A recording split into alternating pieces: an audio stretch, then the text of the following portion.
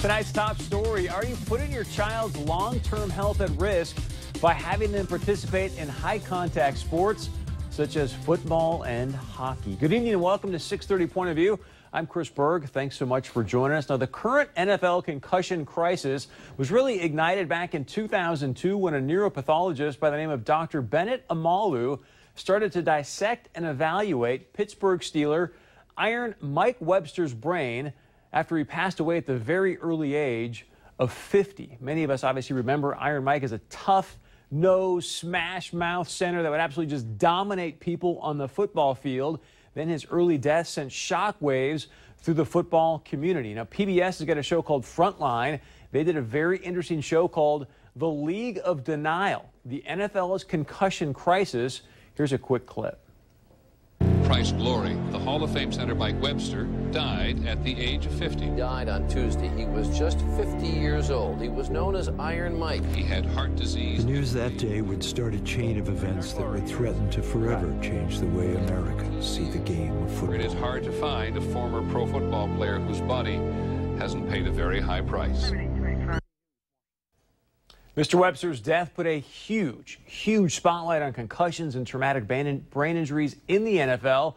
In fact, so much so that a somewhat controversial movie is now inspired actually by Dr. Amalu. Is set to be released on Christmas Day of this year. Dr. Amalu is being portrayed by Will Smith. Here's a quick look at the trailer of the upcoming film.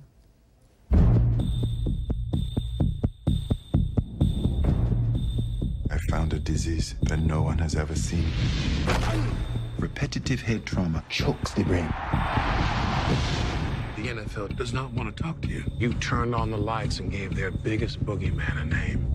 You're going to war with a corporation that owns a day of the week. No proof was presented today because there simply isn't any. They have to listen to us. This is bigger than they are.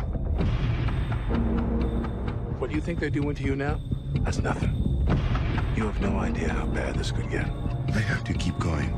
They want you to say you made it all up. If they continue to deny my work, men continue to die.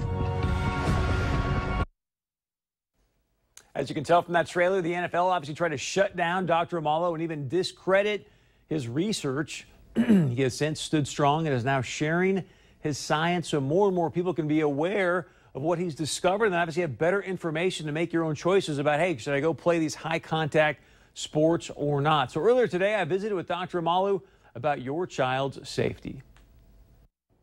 Dr. Amalu, thanks so much for joining us, sir. Thank you, Chris. Thank you for having me. Let's start here. You've obviously done a lot of research on this. I mean, millions of kids are out there playing football, high-contact sports. Millions more want to. A lot of parents out there are now getting more and more concerned about saying yes to having their kids do that. What advice or what would you tell parents out there that say, hey, my son really wants to go play football? Well, my advice as a physician and as a pathologist in the subspecialty of pathology, my advice will be for all of us, parents, players, to become adequately educated and sufficiently informed about the inherent risks involved. What we know today from the work I did in 2002 when I was working as a pathologist in Pittsburgh, Pennsylvania, I examined the brain of Mike Webster, retired professional football player. In the microscope, his tissues showed evidence of a disease and abnormalities that were indicative of this disease I called chronic traumatic encephalopathy, CTE. And what we know is that in all types of human activities, especially the high-impact contact sports, exposure of the human head and brain to repeated blows with or without symptoms, with or without documented or reported concussions, with or without a helmet. Helmets do not prevent these types of injuries. Over time, sometimes 5, 10, 15, 20, 30, up to 40 years later, you may begin to manifest in a very subtle manner this progressive constellation of symptoms that may include mood disorders, severe depression, suicidal attempts, drug abuse, alcoholism, diminishing intelligence and loss of intelligence. And sometimes now, at the later part of your life, dementia. This type of permanent brain injury does not have a cure. It is irreversible. So as physicians and pathologists, our advice will be that the best cure is prevention.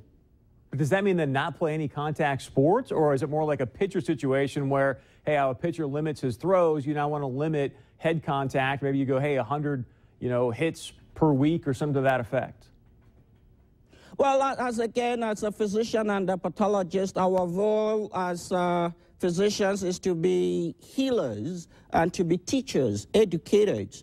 It is everybody's free will within your freedom and liberty to do whatever you want to do, but it's our role to educate you, to provide you with the scientific facts and the scientific truths, so that when you go to play, you know the risks involved. It's within your liberty and freedom to do whatever you want to do, but the scientific facts are the scientific facts. So, Doctor, let me ask you this. You mentioned Mike Webster, Pittsburgh Steelers. You worked on that brain. We all know what happened with Junior Seau. There's obviously been others. My question to you is, why is it so pervasive in some players, but yet nothing in others? Is there a steroid link, or is there any link there?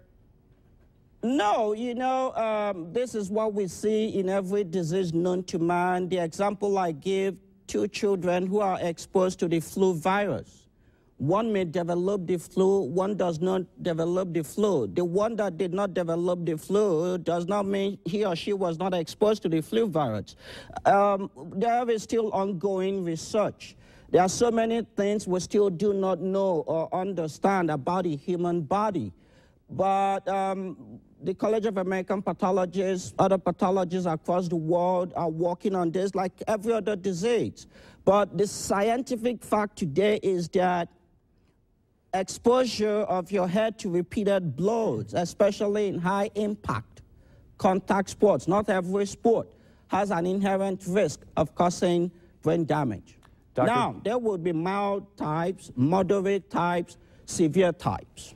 Dr. Bennett Amalu, thank you so much for your time. If you want more information, obviously, on traumatic brain injuries and things to look for, go to cap.org. And want to remind you, coming out Christmas Day, that is the man who was the inspiration for the movie Concussion, being played by Will Smith. Stay with us. Much more coming up right here on 630 Point of View. As always, love to know your thoughts about what this doctor had to say about concussions, traumatic brain injury. Go to our website, 630pob.com. We'll be right back.